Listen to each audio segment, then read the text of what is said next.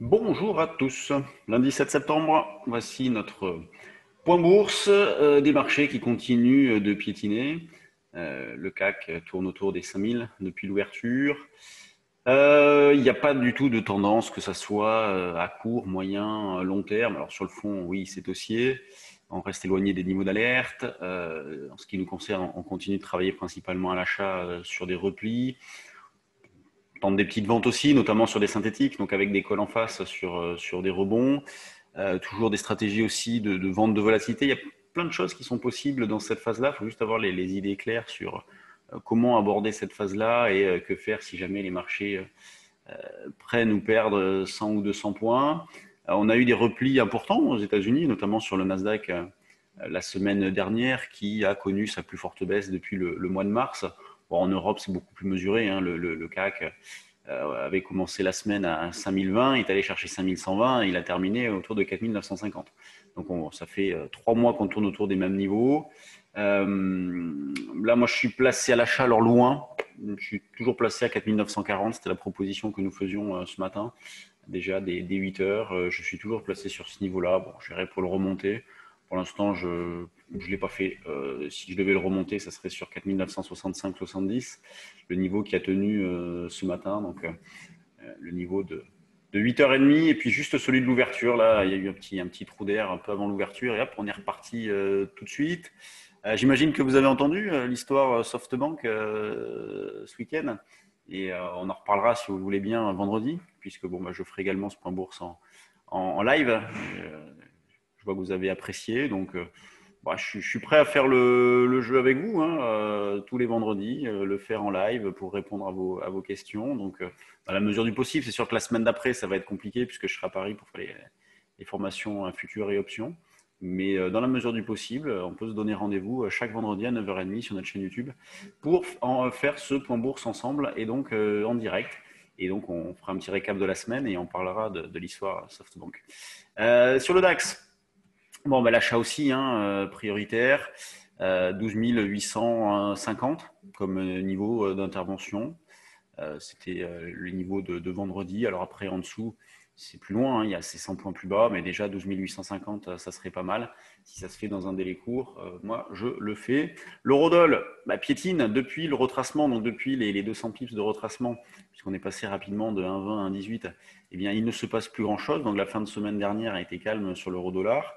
Il digère tranquillement, donc c'est pas mal hein, ce qui se passe.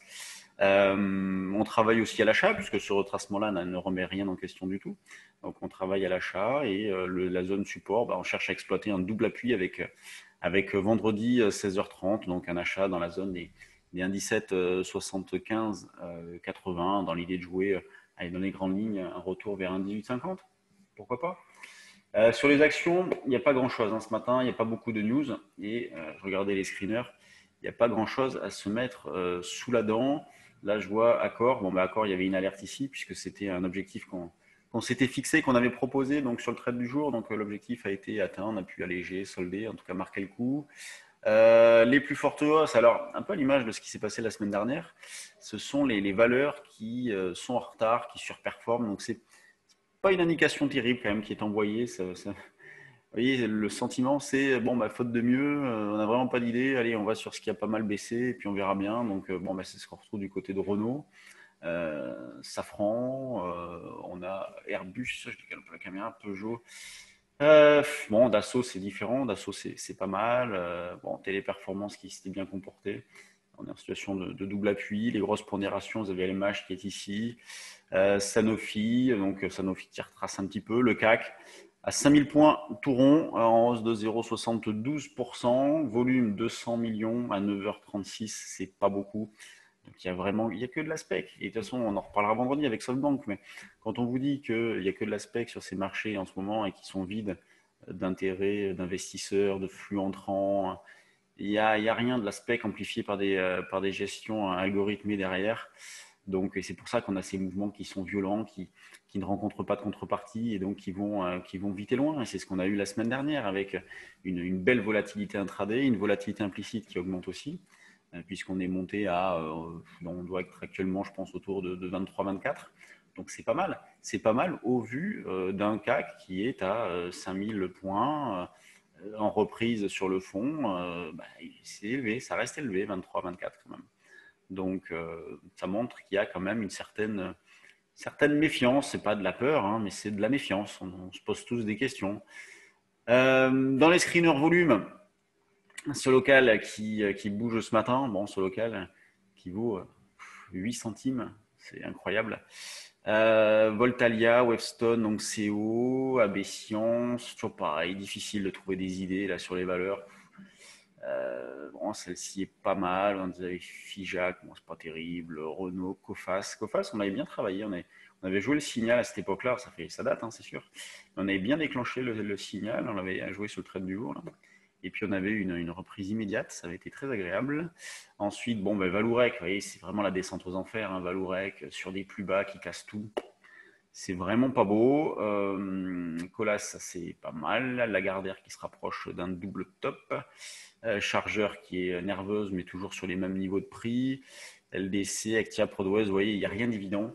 Quand je regarde les screeners volume comme ça, rien d'évident. Bon, on reste à l'affût, mais du fait que les marchés dérivent latéralement, qu'il n'y a aucune visibilité, bon, les initiatives restent modestes sur les small caps, l'intérêt est vraiment ciblé sur les grosses.